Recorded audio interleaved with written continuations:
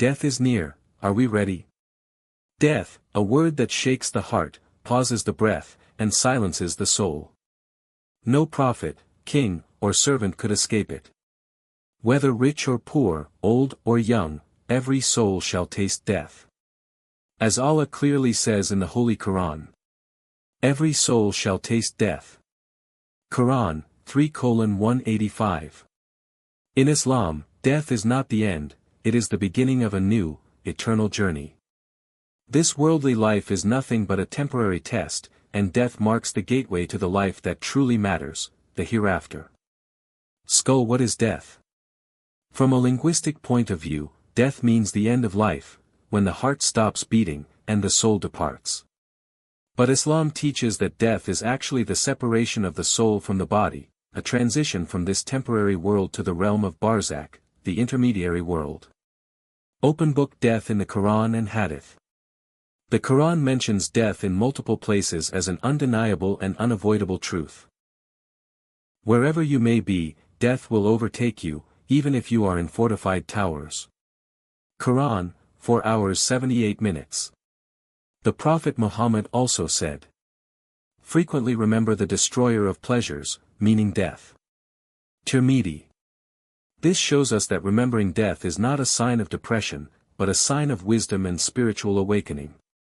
Tulip for the believer, peace for the sinner, regret. For the righteous believer, death is a moment of relief, a reunion with their Lord and the beginning of everlasting bliss.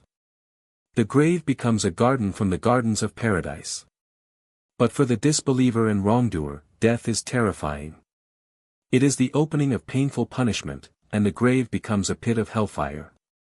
Baby angel. The angel of death, Malik al-Maut.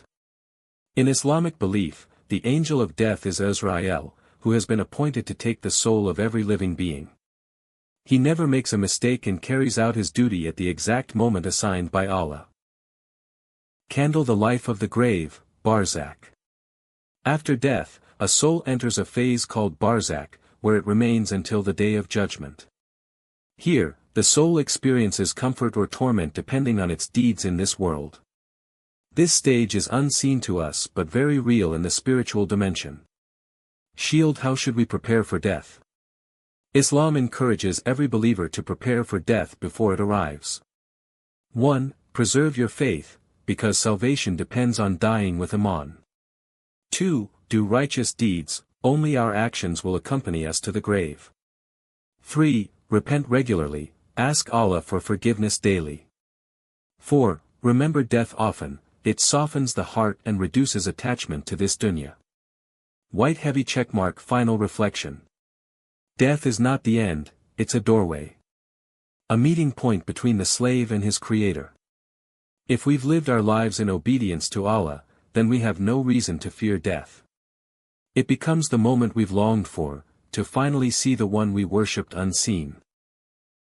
Let us not be fooled by the temporary glitter of this